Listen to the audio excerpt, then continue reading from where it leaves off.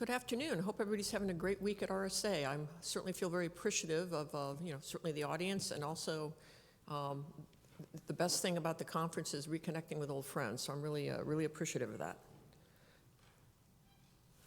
Okay, standard disclaimer, and just a little kind of what I'm going to talk about. So it's interesting. Kind of the backstory is I'm not a liberal arts major. I have an engineering degree. And when I was an undergraduate, my dad, who was a professor of civil engineering, insisted that I take an economics class. That's really important. And then when I was in graduate school, that was part of the curriculum. So I cannot say I'm an economics expert, but that is one of the things that I use a lot to think about a lot of the problems that we face, not just in our industry, but in general. How do we get to better? And how do you use resources? What are the impacts of doing X versus Y? So I really do think it's an important thing. It's not something that everybody always thinks about. So I'm going to talk a little bit about kind of how we got here. I've been in the, I kind of joke, people ask me how long I've been in Oracle. I said, well, I joined when I was 3. So it's been actually a number of years, but I've been able to see some of the changes in our industry. And then what the context is of what I'm going to say, kind of the backstory, and why does this matter in the context of all the focus on security? Why is economics kind of an important consideration? And a lot of what I'm going to talk about is proposals for regulations, and that's not always a bad thing. There are public policy arguments in some cases but how can these regulations be crafted in a way that would be a more optimal or better use of resources? And then, what do we do now? And then I'll be happy to take some questions. So again, thank you for being here. I really appreciate the audience. So, there's an old commercial years ago about the Maytag repairman. I don't know if any of you remember it, but the idea was that it's the loneliest job in the world. Nobody ever calls, they never write because Maytag, devices were so reliable. So I kind of joked about it, when I started working in security, that in a way it was like being the Maytag repairman, because the only customers who ever really cared or asked questions about security were certainly, if you're in defense or intelligence, you can understand why they were very focused on security, feature function, and how did you build your code and all those things. And of course, financial institutions, they were the ones who cared.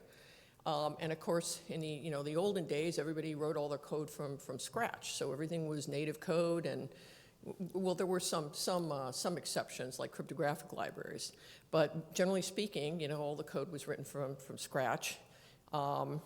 There wasn't really a researcher community or a hacker community. And I remember the first time some researcher found a problem, it wasn't a customer, found a problem in one of our core products and tried to contact us, and we hadn't made it easy for that individual. So, I think he outed it, but it wasn't evil-minded. It was just, hey, I need to get your attention, and you didn't make it easy for me. And I think a lot of people went through that. And now, and that was actually doing us a favor to help say, I found a problem, we need you to fix it. Everything was on premises. I don't know of anything that was a cloud service. And I think this is a positive in a way, because code use was very targeted. I mean, people obviously you needed databases, you need applications, so you weren't doing everything on paper. And there wasn't really any kind of notion of secure engineering. And I say this, again, everybody in my family, my dad, PhD, civil engineering, sister and brother, civil engineering degrees. I'm the rebel. I got a mechanical engineering degree. I'm not very mechanical, it turns out, but there's a great discipline around engineering. And part of it is, if your civil engineers understand, you can't just kind of go like whatever about structures, that something has to be structurally sound. Particularly in this state, there are actual seismic requirements because it's an earthquake zone. So yeah, how you build it is really important. So that was kind of the olden days. And now it's a little different. For understandable reasons, I think everybody is interested in cybersecurity, largely because of all the challenges of people hacking and breaking into systems and ransomware. I just think obviously you'd have to be living in a cave in Antarctica not to be interested in this, or not to be aware of it, or not to be affected by it in some way. And obviously large use of third-party code, which is understandable in a way because, again, previous life I used to do construction management as a naval officer. So, what is the construction industry like? Well, nobody says, hey, I'm going to grow my own trees and cut them down and make lumber out of them and mine my own, or to make, to make nails, you use components. You use components to put things together so that you can use your resources on innovation, and that's where the software industry largely evolved. Why would I want to write the same piece of code 28,000 times if somebody did a really good version of it? So that's understandable and helps people innovate. There's a lot more researcher and also hacker activity, and I do differentiate them. I have ethical hackers who report to me everything they know about hacking. They didn't learn from me. They're really good at what they do. Their job is to help make us better. But I will say the researcher community really helps people get to better. The responsible researchers have really helped a lot of people get to better. Hackers, the hackers like, I'm going to go do something evil to you, that's a challenge, obviously. Obviously, many more things are moving to cloud services, but it's kind of interesting because every once in a while I get a questionnaire where somebody assumes that it's exactly the same kind of who does what to whom when in cloud as in on-premises, and of course it isn't. But having said that, it's up to cloud service providers to make it clear we do this and you do that. Because if you don't do that and it's ambiguous, there's likely to be some problem. Somebody thought, well, I thought you did that. No, I thought you did that. And one of the things, again, and I understand this to a point, but it's also very disturbing. Again, in a way, it is an economic thing. Code is used in a lot more places, and that's not always a bad thing, but it also creates it's a potential for what economists would call systemic risk. If you look at the stock market, you can diversify your portfolio. So if this stock goes up, this one goes down, this one will go up. But you can't diversify market risk. If the whole market tanks, then everything goes down. And so part of the concern I have about what I would say is in some cases the overuse of software and technology is the potential for this attack surface it's a risk that can't be mitigated. Now again, there are good uses of this. For example, farmers, think about this. Now, which makes more sense to, okay, we're always going to spray, water our crops at 2 o'clock in the morning, and we're always going to do it for exactly 1 hour and however many gallons of water that is. Well, that's one way to do it, but what might make more sense is to have sensors that say, what is the moisture content of the soil today?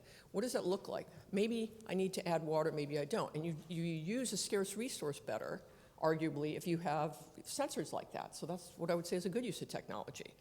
Maybe not so good is, do you really need to, I'm at the store, I don't remember if I'm out of eggs, so I look in my refrigerator on my little app to see that I'm out of eggs. Well, okay, I could have just opened the door. Well, that sounds really great until you realize that believe it or not, I read that there are refrigerators who have been co-opted into botnets because somebody didn't think that anybody would ever do that, right? This is a lesson we seem to learn over and over again. No one would ever do that, would they? No one would ever hack your toaster, but they do. So I don't think that was really a useful problem to solve with software, but people did it anyway. And again, I'm not dissing the Internet of Things. They're good uses of technology, but sometimes we put it in too many places, and that becomes a problem. And there's a lot more interest, partly because of NIST. Thank you, NIST, for the Secure Software Development Framework. But I also think a lot of companies, anyway, were more interested in how do we write code? How do we do this securely? What kind of a program can we have here? I remember, I'm not super technical, but I remember, I think I wrote the first little itty bitty of what became our secure development standards when I got tired of explaining to a developer what a buffer overflow was and what you should be doing to prevent it. And now there's a lot of literature out about that. But in academia, I still have not seen that fundamental shift, and I'll talk about that later. So my context for why I'm talking about economics, I know that regulators mean well. And nobody sits down and says, I think I'm going to write a regulation that's going to make everybody really angry and it won't make things better. No one says that, and twirling your mustache. There are public policy arguments for why certain things get regulated. And I'll talk a little bit about that in a minute. But I think part of how we collectively get to better needs to be the people who are in the trenches, subject matter experts, need to be part of this discussion. It can't be just, the regulators, because they're kind of removed, and that doesn't mean they're not informed, but having people, well, okay, I hear what you're saying, but here's an unfortunate, if unintended consequence of what you're proposing. Oh, okay. Well, what could we do that would still address this, but wouldn't have this unintended consequence? So that's a dialogue. I always say that 90% of life is solving the right problem. So that's part of it is, if you want to get to better, you have to decide, what is it I'm really worried about, and how can we do this in a way that doesn't have some of these externalities or unintended consequences. But the one thing I really wish would change is this notion of security has to be an ethos. It's not feature function. It's not, the 3 geeky guys or girls in the closet over there. It has to become an ethos of what we do. And if it isn't, there's no way we're ever going to solve this problem. There aren't enough regulations, there aren't enough cybersecurity people to really address this if we don't change the mindset of how we use software and how we develop and how we build it and how we deploy it. And it doesn't mean everything's going to be perfect. It won't be perfect, but it will really be better because the ethos has changed. So why am I talking about, better? Because economics really does rule the world. And think about it, so if you have time, money, and qualified people are always constrained resources. Now I say that and somebody says, well, you just don't want to hire more people. Well, that's not really it. I mean, think about it. When I go to my boss as part of a budgeting cycle, I can either say, I need 100 more people to analyze all this stuff manually, or I could say, I need like 2 people to automate this. Now, yeah, I could get 100 people maybe, although my boss would probably say no to that, but the use of that resource could be better spent someplace else. And if I can do it in an automated way with 2 people, that's better than using 100 people to do it manually, even if I could find 100 people. And I know, resource optimization is really important. How do I get to the best good or avoid the worst bad? And the one thing I think most of us have experienced, even if there is a lot of talent out there and you can help train talent, but I don't know anybody who has, oh yeah, I needed to hire 3 ethical hackers and I did it in 2 days. I mean, there's always a scarcity of talent, just in general, but particularly in our realm. So that's another reason to think about how can I use my resource in a way that's going to be really, really useful and productive and get us to better or avoid the worst bad. So for example, there are a bunch of basic economic concepts like crowding out effect. If I'm doing this with those resources, maybe because somebody says I need you to check these boxes, then that crowds out a more valuable use of that resource. Opportunity cost of what I could have done by using those in another way. And an externality, and this is something I think a lot of us sort of innately understand, is something that is a consequence that wasn't factored into the cost. So for example, why are there regulations like Clean Water Act? Well, because you had manufacturing plants dumping kind of pollutants into the water. Well, somebody else is paying kind of the cost of those pollutants down the, but what you want is for them not to be putting that stuff in the water because there are consequences to people downstream. And same idea, there's an externality, and that's something we do need to think about. So I really think that getting to better is possible, but perfection clearly isn't, and believe it or not, people do ask for a level of perfection that I think is not very realistic. But part of this is being, how can I use my resources so that we can get to better in a way that won't have some of these unintended consequences, and it will be a really good use of resource. So I could say, this is really great, I'm doing this, and people, we all agree this would be better, and it is better. Okay, so what am I seeing that's being asked for? And I'm trying to be, again, diplomatic about what is potentially problematic with some of the regulatory things. And some of these may have changed since I wrote this, by the way. Sometimes people say, yeah, we asked for feedback, we got some feedback, we did some adjustments. But, so yeah, there is a lot of more attention from a regulatory standpoint to cybersecurity. We've seen, European Cyber Resilience Act, the White House Executive Order. There are, some NIST publications coming out, Secure by Design, and there are a lot of other things. And a lot of them have, it's just kind of interesting because in some cases, there are conflicts. And one of the things I try to impart when I'm asked to comment on these things, which I do through our government relations group, is, now granted, not everything is going to be vanilla, but think about, I always use Baskin-Robbins, 31 flavors of ice cream. So if you do the same thing, kind of sort of 31 different ways, are you really getting 31 times better security? Probably not. So that doesn't mean there's only one flavor. Maybe some industries have more, feel like they have a bigger risk exposure. Obviously, banks, for example, are big targets, right? And they're big targets for ransomware. So I'm not saying you can only do one thing worldwide, but the more you can come up with some common sense standards where you get a lot of leverage, meaning I like the common criteria because I do one security certification for product and it counts in 31 countries. That's great, right? That's really good. But I also see an increase in security-specific contract terms and sometimes requests for questionnaires. And again, that's not necessarily a bad thing because I think people want to be informed. There are ways you can do that in a way that's more transparent. For example, big positives to CSA for coming up with the CAIQS, Consensus Assessment Initiative Questionnaire.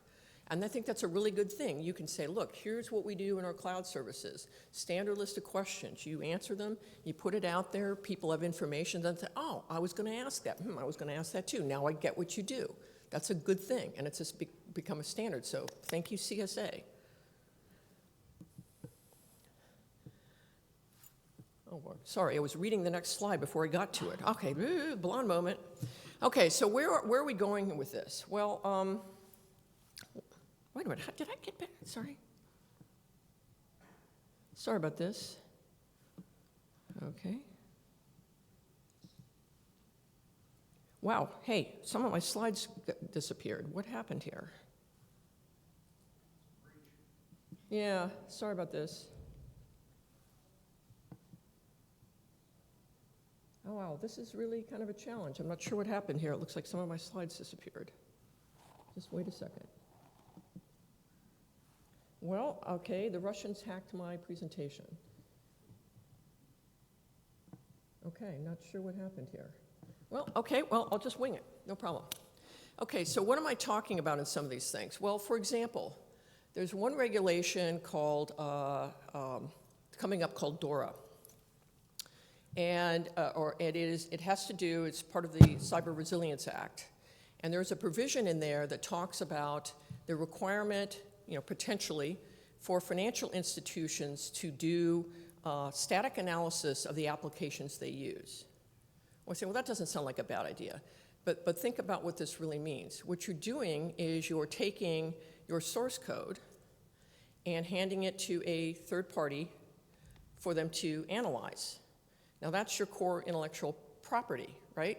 So what happens if something happens to that source code? If it's lost, it's misplaced, you really don't have any meaningful contractual remedy, do you? Right? So there's that issue. That's one of them. It's like another one would be that it sets an interesting precedent, because if you end up giving it to a financial institution, I mean, I'm sure pretty much everybody else is going to say, well, how come they get it and I don't get it? So now you've given your core intellectual property out to potentially a lot of people because you've set a precedent, and that creates a greater risk for your IP. So I think that's problematic. Another reason it's problematic, and I say this is, static analysis is a pretty standard practice if you're going to do secure software development. However, it's not so easy to use those tools. It takes a skilled developer probably 6 to 9 months to figure out how to use some of these tools, right? So there's a learning curve. And it's not as easy as I ran this and it gives me all this wonderful stuff and it's all perfect. False positives, you got to tune it, that type of thing. So for somebody else to do this, particularly if you can't understand the code, there's a really high cost of responding to those false positives. And if you had to do that to a lot of different people running those tools, that's going to be a really bad resource diversion. And I say this, in one case, there was I think we did this for one customer where we had a third party basically look over our shoulder, a guy's shoulder, to make sure that he was doing this properly. So he had to explain all the results. That was really, expensive use of resource. We hired the third party to do it, and this was a very skilled senior person to walk somebody through results where we'd already, done that and acted on it. So am I saying that it's unreasonable for someone to want to know, did you run these tools? And tell me about your practices for how you address these things. I think that's reasonable. That's transparency. Here's our practices. Here's what we do. Here's how we act on the results. But that's different from handing your code to somebody and having them do this when it's not really going to be very efficient, probably not efficient for them either. So, okay, that's kind of a problematic potential regulation. It also says in the regulation they added this, if feasible. Well, what does feasible mean? Who decides what's feasible? A lot of times I kind of joke about this, and I mean this again with all due respect to people who are auditors, but the 11th commandment seems to be, my auditor says, verily thou must complieth. So, but it's true. I mean, again, there's regulations that this is what the regulation says, it's very clear, blah, blah, blah, but who would decide what's feasible? So do I think that that's potentially problematic? I do. I think that the solution, it's certainly part of this, and I'm going to say this a lot, you'll probably think I'm like one of those chatty Cathy dolls, you'll pull the string. The answer is more transparency, but I do. I think part of the good thing about a lot of this is it's a good thing to force people to be more transparent. Let me tell you what we do. And think about it. I think probably anybody in here who's a parent understands this. If you take your kid, you take your kid to a daycare facility, do you just drop your child off any old thing? And no, of course you're going to do some, okay, is there an alligator in the front yard? Nope, good, check that one off. Is this a licensed child care professional? Yes, that's a good one. So you want more transparency about what that daycare provider does and how qualified. So I understand the need for more transparency. So that was one of the regulations that's kind of interesting, and I'm not sure how that one's going to play out. Another one has to do with, boy, I wish I had the rest of my slides in front of me. You see requests for attestations that your code is free of vulnerabilities. Well, I mean, if it prints hello world, I think maybe you can say that. But part of the challenge is it's very difficult to say that, and if you did, it's kind of a point in time, because obviously, particularly in cloud services, because it changes rapidly, right? So if you were to say, I don't have any vulnerabilities in my code, particularly given the use of third-party code, and the rapidity with changes, it'd be very difficult to say that with any kind of meaningfulness. Now again, you can say things like, well, here's how we make sure that when we put something out, we have a reasonable tolerance, a reasonable restrictions on how much risk. Because what you don't want to do is have somebody shove something out the door, well, gosh, there are lots of vulnerabilities in there that are so bad that even blondes can be hackers, right? That's not very responsible. But to be able to assert that there's nothing in the code that's vulnerable is not really very reasonable. So explaining your risk management practices and how do I analyze things and where do I draw that line, that's pretty reasonable. Sometimes you get people who ask for what they call vulnerability disclosure reports. And that means you're telling somebody about something you haven't fixed yet. And that too is problematic to me. I mean, if I tell somebody about, and actually, I don't know if they still have it, but PCI had a requirement at one point, which was that, and again, the foundation of this I agree with, meaning you have a payment application, which is narrowly defined, and if you find a problem later in it that's related to a security vulnerability related to the payment application, which again was narrowly defined, you have a duty to notify PCI. I don't have any objection to that. It's kind of like, we had an auditor come in, everybody thought everything was cool, oops, dang, we found a problem. That didn't, I think that part was reasonable. But there was also a requirement to give all relevant information. Well, I don't know what that really meant, but is it exploit code? And they could hand it to 400,000 payment card merchants. What bad thing could happen? So I don't think that was, again, unfortunate and unintended consequences. If everybody thought this was, certified and cool and it was all right, and then you found a problem, I don't think there is. I think it's perfectly right to say, hey, we all missed this, let's do something here. But to hand out all the details that could possibly leak and create, 0 days for a lot of people, I don't think was really constructive. I'm sure that was not the intention, by the way, but that was anything ambiguous. I found this out when I was in the Navy managing construction contracts. Anything ambiguous is going to be misinterpreted. I had a $100,000 claim on a contract over the meaning of the word automatic. What does automatic mean? Nobody knew, apparently. That's another concern. Some of the concerns I have, and again, big kudos to NIST for the Special Pub 800-218, which is the Secure Software Development Framework. They did good stuff on that. One of the things I think was particularly good is they specifically state inside it This is not to be used as a checklist. It's supposed to be risk-based. Well, it should be, right? Not everything has the same exact type of development. Not everything is deployed in the same environment. That's all, that all makes sense.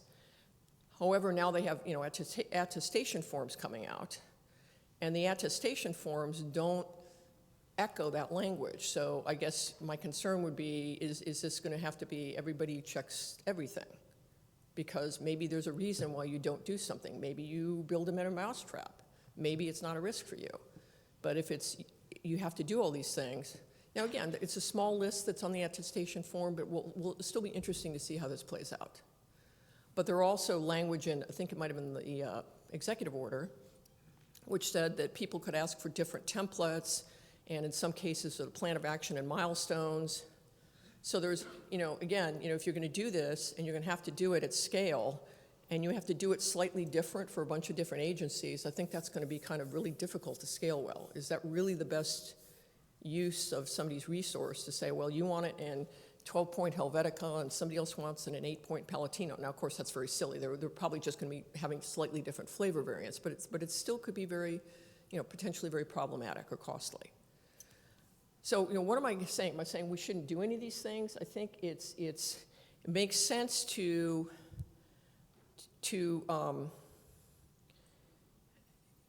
think about how you can, well, first of all, more transparency is good. One of the really good things I see coming out of this is, I've said this for a long time. I kind of joke about it with my team. I said years ago I had the great privilege of being asked to testify in front of a couple of committees in Congress. And one of the things I said was we should be demanding better assurance from your software vendors. And now I say, oh, what did I really say? But I mean that. I said, I do think that for the importance of how this is used and where it is used, more transparency, good thing.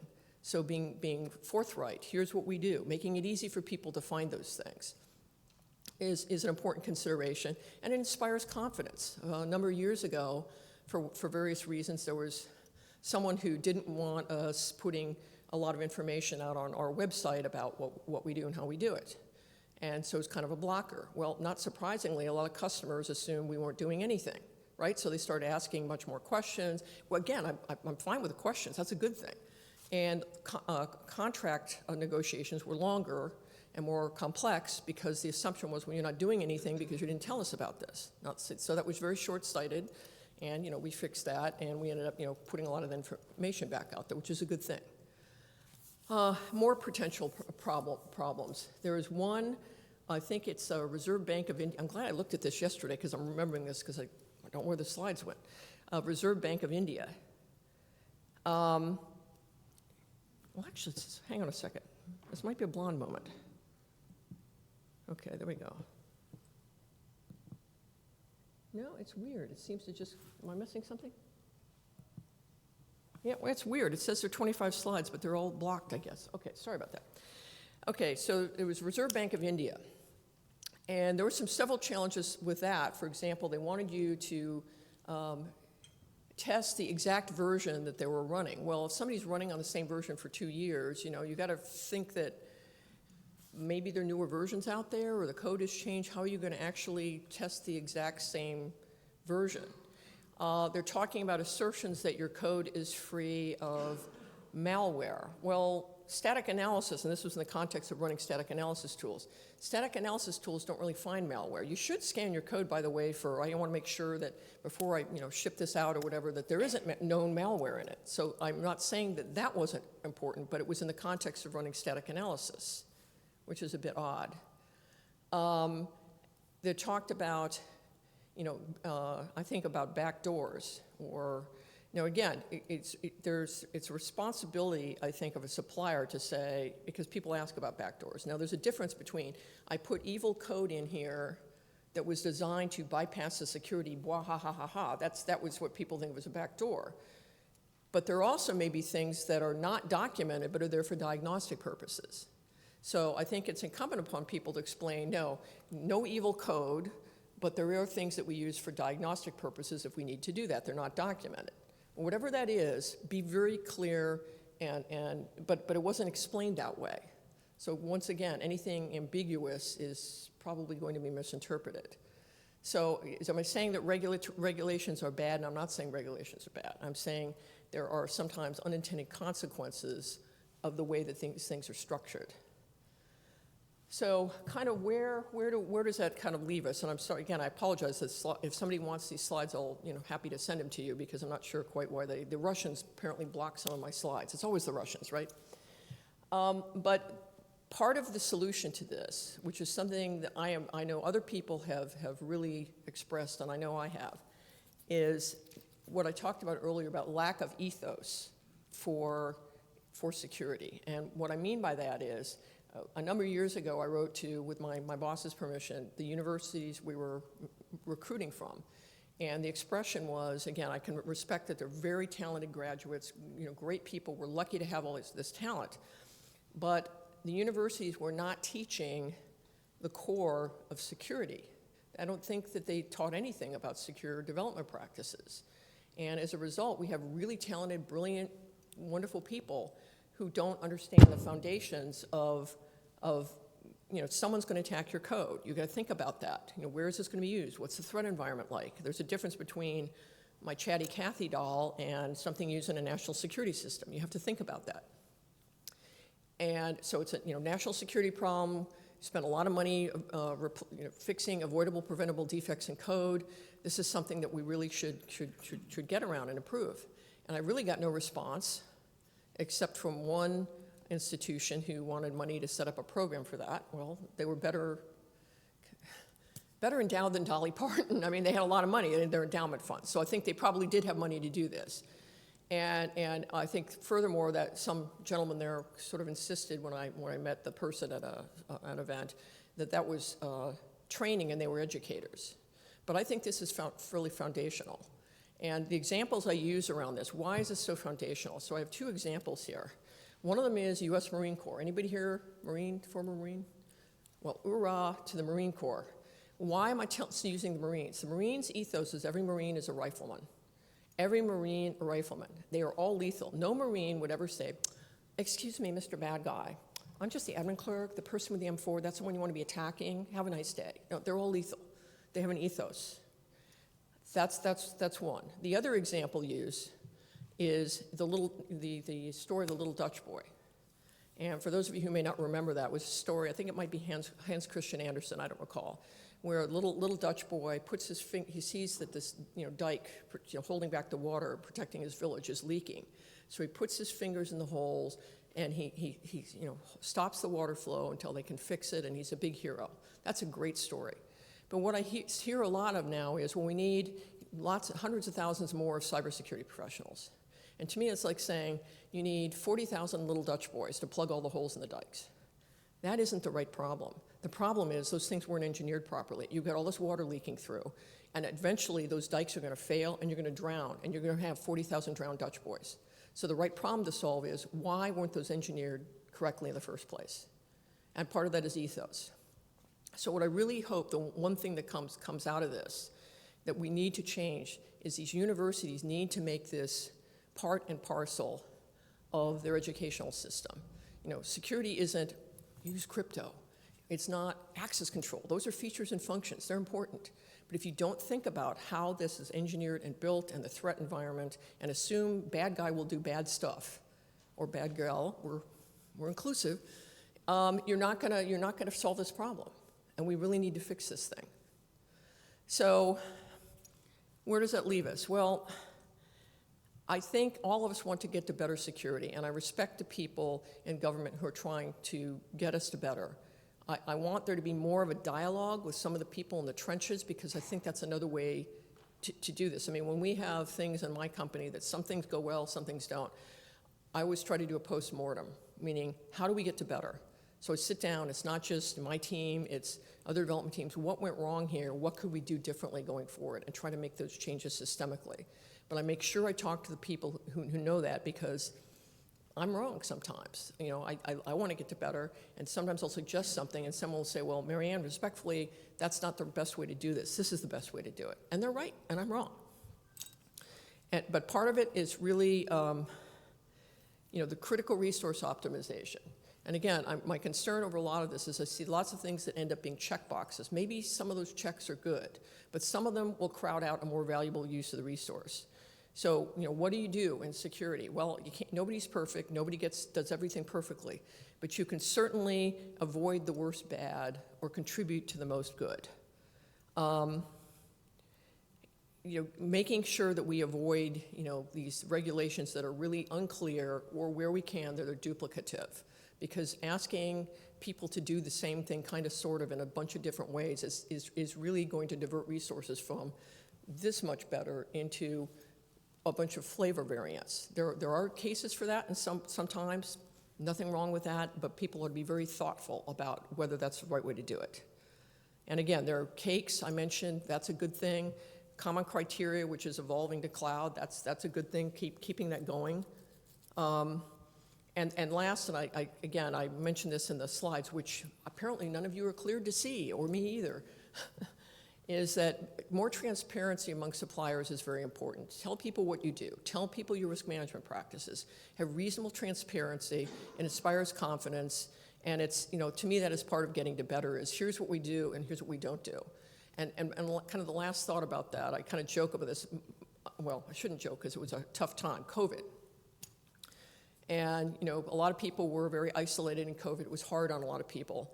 And a lot of us probably, I know I did, I probably ate too much food that I shouldn't have. So then bathing suit season comes up and COVID's over, like, holy smokes, I'm gonna put a bathing suit on. I don't look so hot. So if I'm gonna be more transparent, I'm gonna have to work on my physique. I'm gonna have to work on looking better and being healthier because I gotta go out in public in a bathing suit now. Well, not public, but you get it.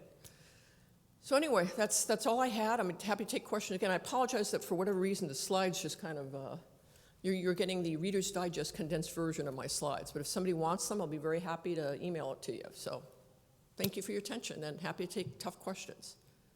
As long as it's not which is my favorite Kardashian. We're not talking about that.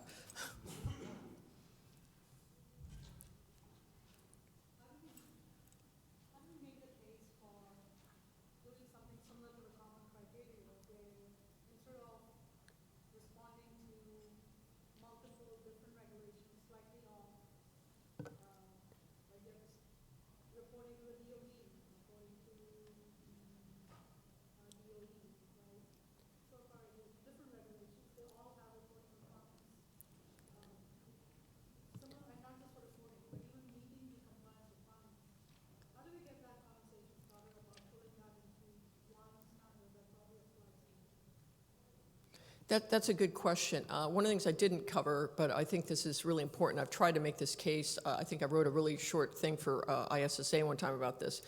One of the things I think is missing in this, is practitioner voices.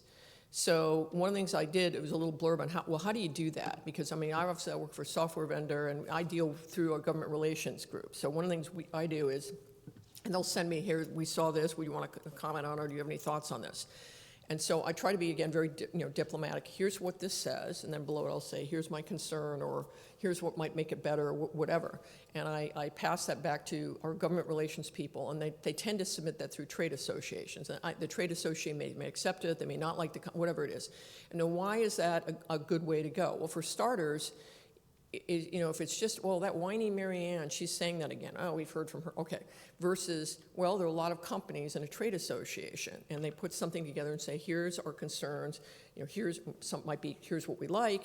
Here's something that could be better. Then it's a lot of voices being represented, and I think that's more likely to get, heard and acted on because it's not just one person saying, I don't like this, or I wish you would do this. It's a bigger set of voices. So I think even if you're in a company that's not a tech company, there are trade associations that you may be associated with. So you can work through them and say, because almost who doesn't use tech now? Who doesn't have some regulatory apparatus that they have to comply with? And a lot of it may involve some of this stuff. So I think there are ways that you can use your voice to work through trade associations. And then it's a group of people saying, we're concerned about this, rather than just one person raising his hand or her hand and saying, I'm concerned. But yeah, and the other reason to do that is if you don't comment when you're asked to, you lose the right to complain afterwards in a way. Well, I asked you, it's like a kid. Well, what do you want for dinner? Well, I don't care. And then you make macaroni and cheese. Well, I didn't want that. Well, I asked you what you wanted for dinner, and you had a chance, and you didn't say anything. Okay, so that's kind of a silly example, but that's the point. And it's also respectful of the organizations, as I said. I want to reiterate. I believe that the people who are trying to get us to better, they are trying to get us to better, and that's all the more reason to say, look, I totally respect your function. But those of us in the trenches, here's what we see, and here's some of the reality checks. And again, and people mean well. I'll give you one example of this. It was and again, I think it just reflects a lack of understanding, not evil intent or anything like that. For example, some of the things I saw in CISA's Secure by Design, again, I respect the intent, talked about being able to sort of measure things on customer sites, but you don't really have access to them, right? And even in cloud, there's a limitation. It's not, hey, we get to access all your data and snoop and do all this stuff. There's restrictions on that. So the assumption that you're going to be accessing the customer systems at the customer site and you're going to automatically know what version and what patch level and which particular privileges they used, you probably won't, because most customers don't want you to, hey, I just logged into your network and I saw all this stuff, and oh, by the way, you didn't approve this purchase. You don't have that kind of access, right? So it was not ill intent, it was a lack of understanding of the degree to which a supplier would have access to that information.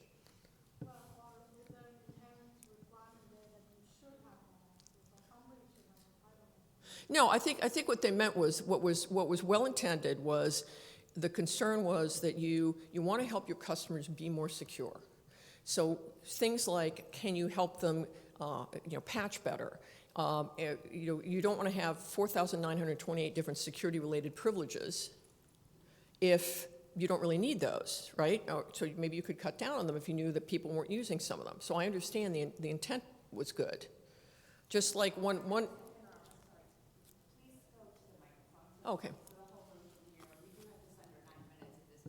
Okay. Yeah. That's fine. And I want to make sure I answer the question I heard, not the one I. Okay. Okay, well, thank you. Another one was, and this was a very good suggestion, by the way. I thought I'm trying to remember where it was. But anyway, it was, instead of having a hardening guide, have a loosening guide. I thought that made a lot of sense. I mean, okay, we got 2,928 different things that you got to set for security. Well, you should kind of try to default all those things as much as you can. You can't default everything, like hierarchies, approval hierarchies. Every organization is different.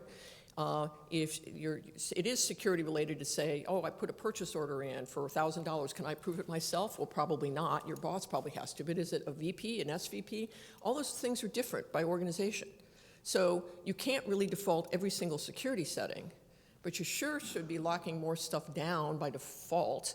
And then wouldn't it be nice, instead of making somebody do all these things by hand, that you had a loosening guide? I thought that was a great suggestion that they made. I think it was Secure by Design, so that somebody could, hey, if I turn this knob backwards, here's the implications of that, and here's what could happen.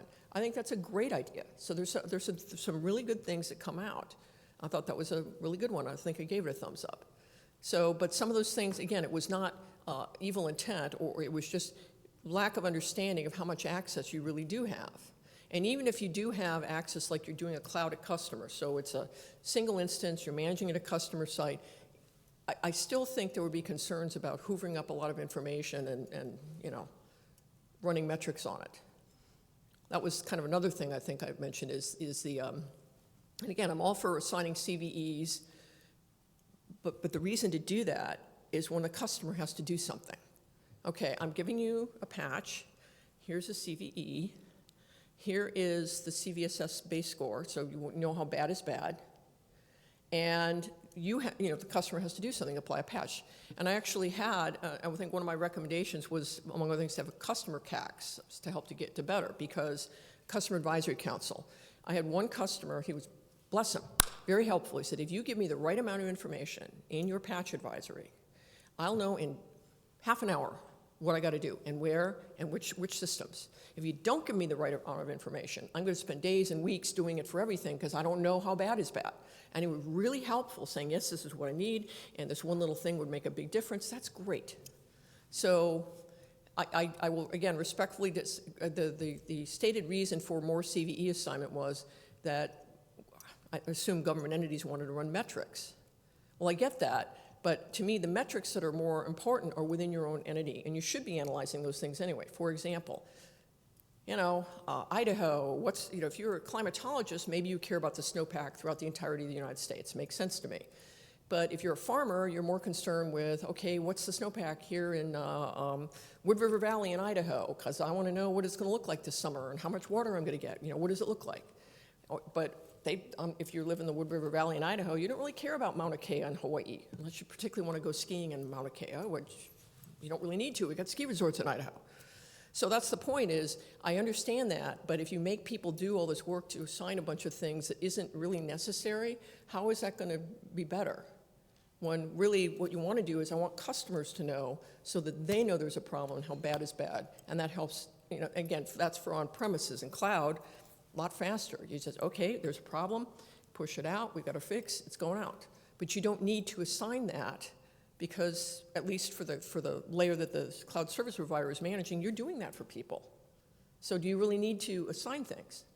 So again, these are just honest discussions to have with people, and that's why I really think there's a couple of takeaways. I want universities to fix this problem. You need people who get security, who understand, because this is too important for us to be band-aiding it afterwards. And also to make sure that when we have discussions and you see something, that you have a chance to comment and you do comment, because that's how we get to better. Regulators mean well. And some of this it's coming. It's more transparency is going to be called for, and I think generally speaking, more transparency is a good thing. But we wanted to use our resources to get the best outcome, and not do work that is suboptimal resource allocation. Sorry, I blathered on a little bit. Other questions?